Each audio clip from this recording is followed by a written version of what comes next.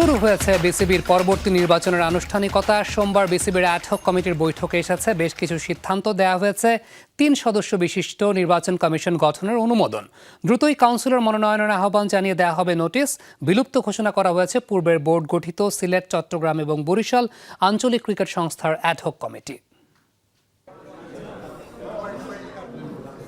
বিসিবির বর্তমান অ্যাডহক কমিটির বয়স পূর্ণ হয়নি ১ মাসও, তবে এরই মধ্যে শুরু হয়ে গেছে পরবর্তী নির্বাচনের আনুষ্ঠানিকতা।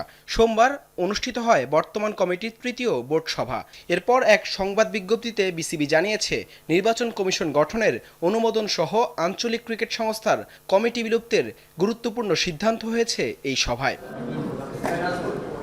বিসিবির পরবর্তী নির্বাচন পরিচালনার জন্য দেয়া হয়েছে একটি ৩ সদস্য বিশিষ্ট নির্বাচন কমিশন গঠনের অনুমোদন।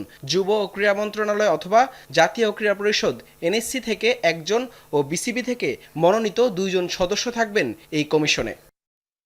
এছাড়া বিসিবি গঠনতন্ত্রের ১২-৭ অনুচ্ছেদ অনুযায়ী নির্বাচনের জন্য সকল ক্যাটাগরি থেকে কাউন্সিলর মনোনয়নের আহ্বান জানিয়ে শীঘ্রই একটি নোটিশ জারির বিষয়েও এসছে সিদ্ধান্ত। এদিকে আমিনুল ইসলাম বুলবুলের নেতৃত্বাধীন বোর্ডের চট্টগ্রাম, সিলেট এবং বরিশাল আঞ্চলিক ক্রিকেট সংস্থার গঠিত অ্যাডহক কমিটিসমূহ বিলুপ্ত করার সিদ্ধান্ত নিয়েছে বর্তমান কমিটি। ৪টি সিদ্ধান্তের মাঝে সবশেষ আগামী ২ বছরের জন্য একটি স্বনামধন্য বেভারেজ প্রতিষ্ঠানের সাথে চুক্তি করেছে বিসিবি। হাসান আল মারুফ, যমুনা স্পোর্টস, ঢাকা।